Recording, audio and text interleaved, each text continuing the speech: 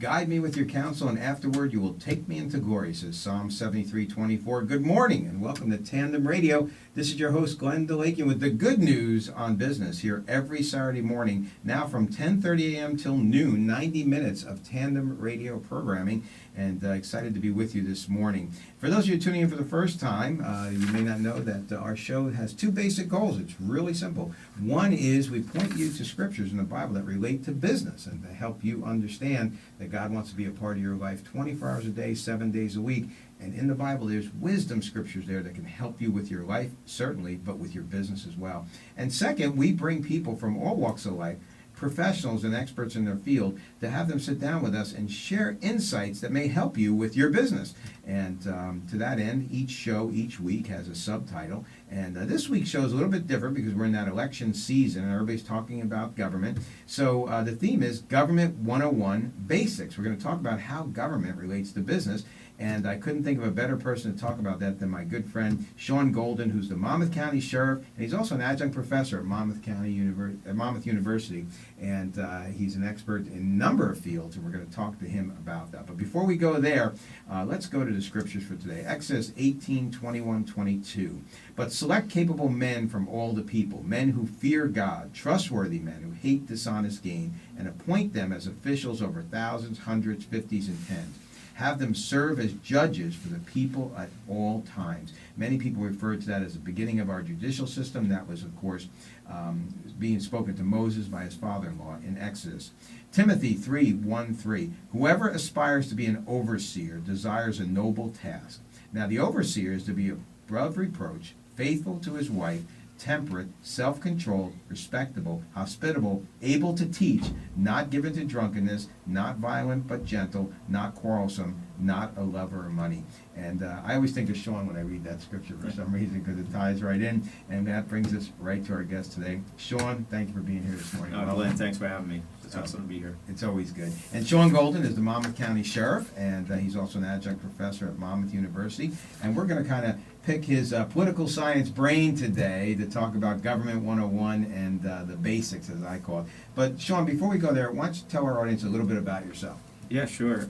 Listen, I grew up in Monmouth County all my life and went to St. John Vianney High School and Brookdale Community College, and then I went to Monmouth University for my bachelor's degree and did Seton Hall University, and Fairleigh Dickinson University for my second master's degree. So, this is, I never left the state of New Jersey, let alone Monmouth County. So, when I have over 20 years in law enforcement and public safety, fire, EMS, volunteer in the local community, fire and EMS, and all that. And one of the things the sheriff brings is public safety background and politics. Right. And so I teach political science and public policy and American government at Monmouth University for about 7 years now. Mm. And so it's a great mix for me. It's just a natural mix for me based on my prior background. And so it's fantastic. This is my first term as sheriff. I'm going to run again here coming up this election, and look forward to it.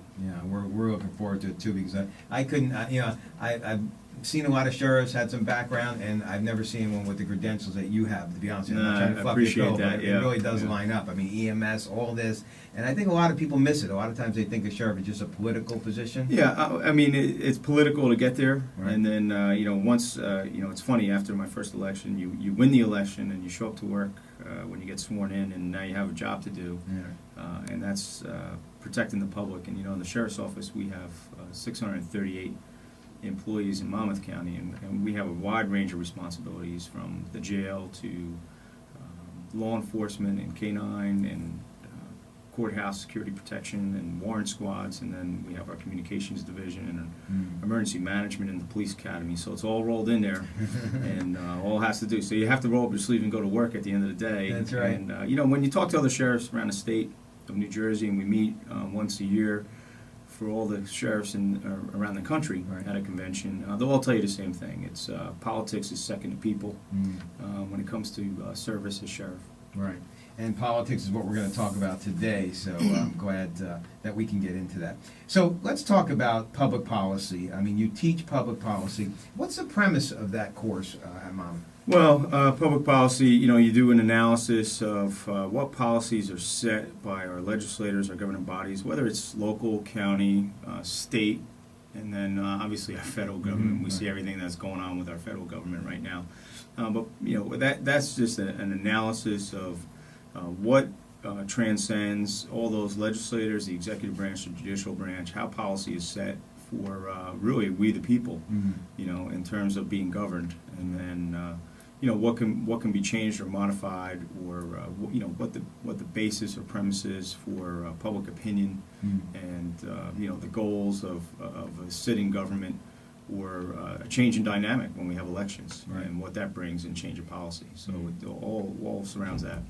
Well, being a business owner most of my life, or just about all of my life, I never realized how much government can impact your business as much as it's happening right now, And that's why I want to make clear to our audience, they might say, well, this is a business show, why are we talking politics? If you're a business owner, you're involved in business, there's never been a more important time to pay attention to what's going on in government, because it does have such dramatic impact on our business. No, I agree. And in the state of New Jersey, we're well known for being overregulated to begin with. Yeah. And so, I think we've seen some effort, at least, to cut some of the red tape for small businesses here. I speak with the Lieutenant Governor, and she ultimately is Secretary of State. And, her job, I think, or at least her goal and mission in being Lieutenant Governor, is to, I know she chaired a red tape commission. Right, yeah, I think that was her great. job is to cut the red tape and really entice, or at least try to entice business back to New Jersey. As you know, we were very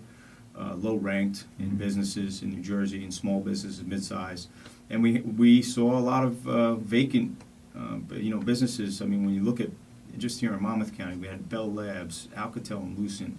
These are all companies that left. Right. Left a real void here in Monmouth County, and then we had some pharmaceuticals and the like leave the state, right, of which we were well known for, throughout the country and really internationally. So, that put a real burden on New Jersey. It puts a burden on the taxpayers. Citizens don't realize that without business and clean ratables, the cleaner ratable you can get in, the better off the citizens and taxpayers are in the county and state, because ultimately, if a business flourishes, it will lower the tax burden for the citizens, That's right. And that's why it's so important. So I'm glad to see that effort take place, at least on the localized level here in the county.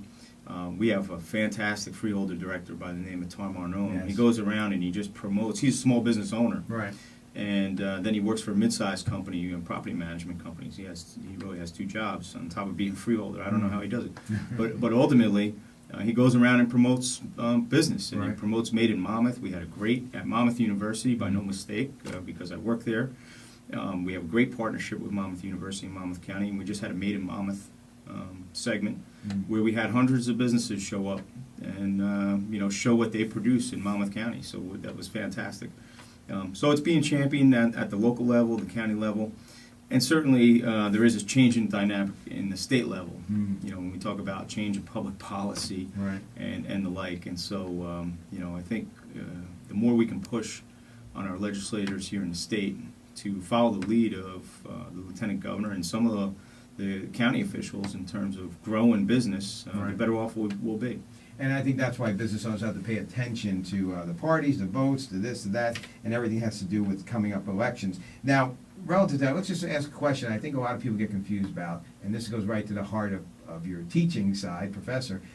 What's the difference between being a republic and a democracy? I think so many people throw around this word democracy. They don't realize the United States is really a republic. Yeah, it's a republican democracy, right? So if you look at the roots of democracy, I mean, this goes back to Aristotle and Plato. When you look at, if you study the classical philosophers and Aristotle, and rule by the many, as viewed by Aristotle, was a kind of a deviant form of government, because it ended up being mob rule and the ignorant ruling the base. So our framers, when they were around the table, and certainly Hobbes and Locke are more modern day, and Rousseau are modern day political philosophers, had this idea of a republic, a representative form of government. So it's really an indirect democracy is what it is. Right. You know, a direct democracy, everybody gets in a room, votes, simple majority rules, and you walk out the door.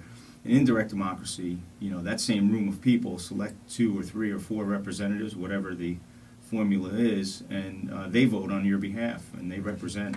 So, you know, it's important for people to understand, you know, we don't have that direct form of democracy. It's ruled by the many, but it's through representatives, and that's where we get our republic from. And so, you know, it is unique in that sense because we see democracy trying to be instilled, you know, around the world in some form.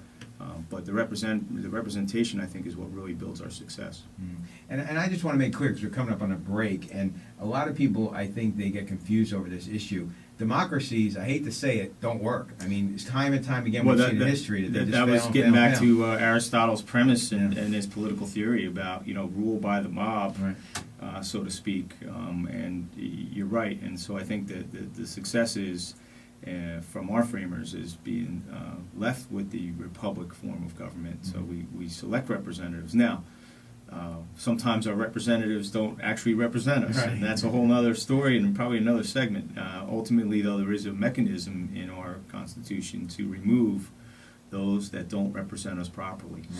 That's what representation is about in our republic. Absolutely. Well, you're listening to Tandem Radio. We're coming up on a break, and we have so much more to talk about with Monmouth County Sheriff Shaun Golden here today, who's also an adjunct professor at Monmouth University, talking about the topic of Government 101 Basics and why business owners should be so attuned to what's going on around them in government. Stay tuned. We got a lot more right after this break. Welcome back to Tandem Radio. This is your host, Glenn DeLake, and again, here every Saturday morning at 10:30 a.m. Keep in mind with our new time slot, we have 90 minutes of Tandem Radio from 10:30 a.m. till noon every Saturday morning right here at the Bridge FM and also on the internet at tandemradio.com where you can listen anytime all around the globe. And we're always excited to have our emails and messages from people from not only around the country but internationally as well. It's exciting. The scriptures for today, Exodus 18:21-22, takes us back to, I think, the beginnings of judicial system. But select capable men from all the people, men who fear God, trustworthy men who hate dishonest gain, and appoint them as officials over thousands, hundreds, fifties, and tens.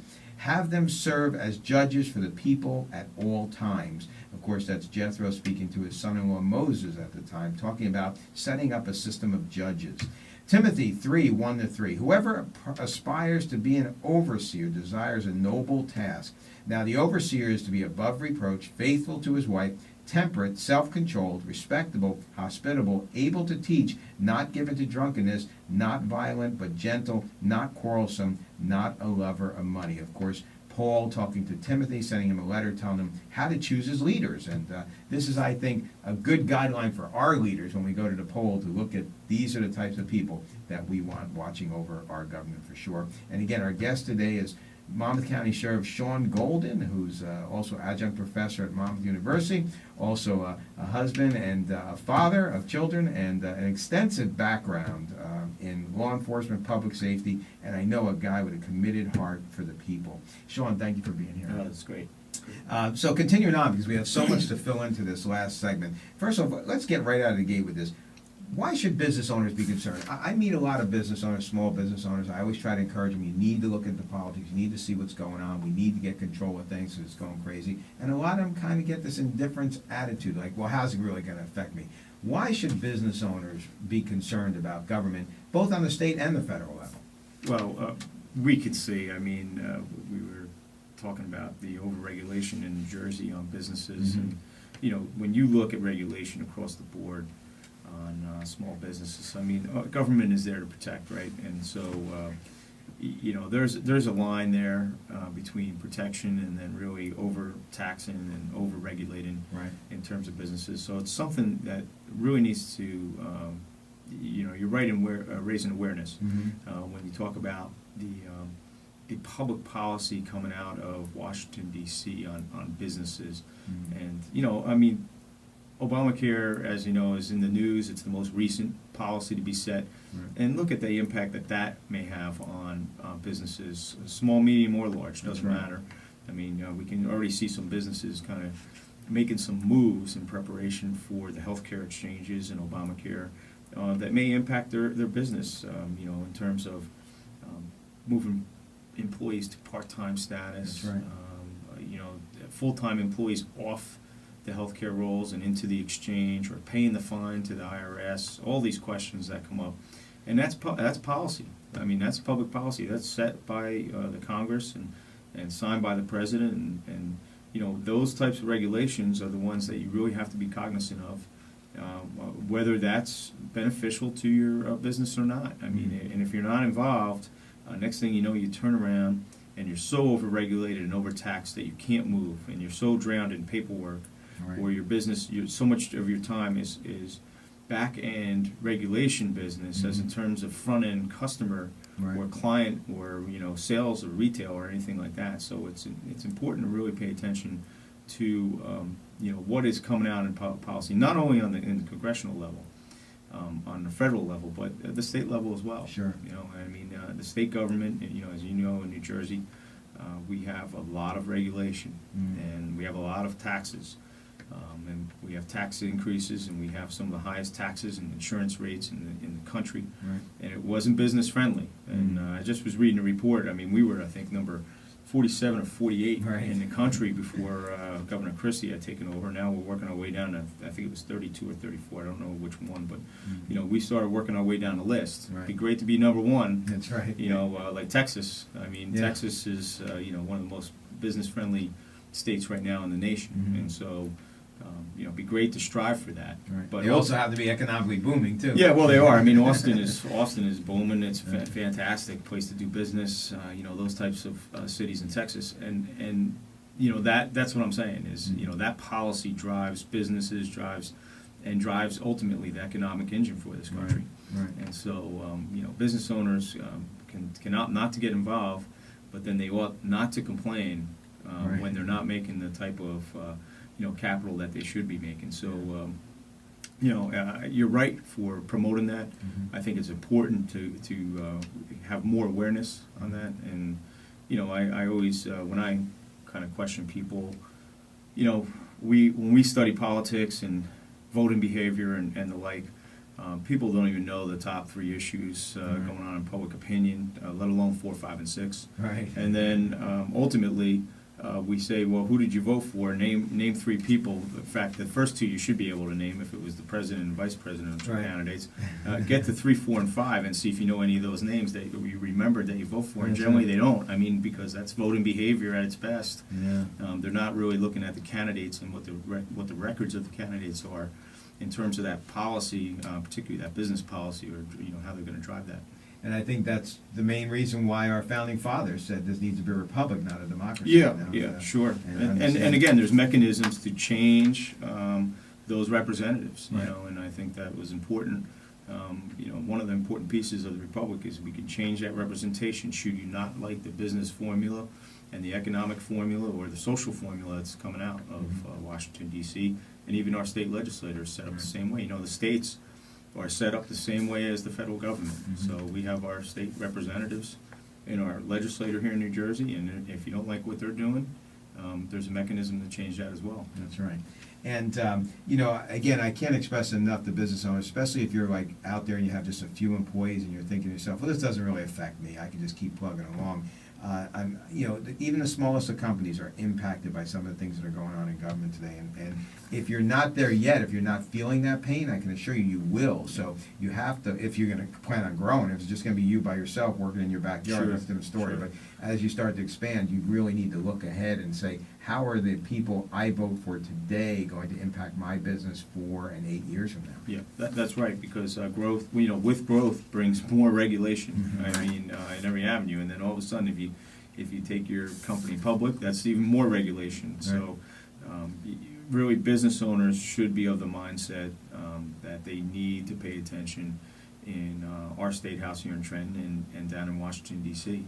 Now, what is, just real quick, I know those are huge topics, so let's keep it brief because we're coming up to the break already, believe it or not. What is this whole government shutdown done for local business? I want to keep it on a local level because I think a lot of our listeners are small business owners, medium-sized business owners.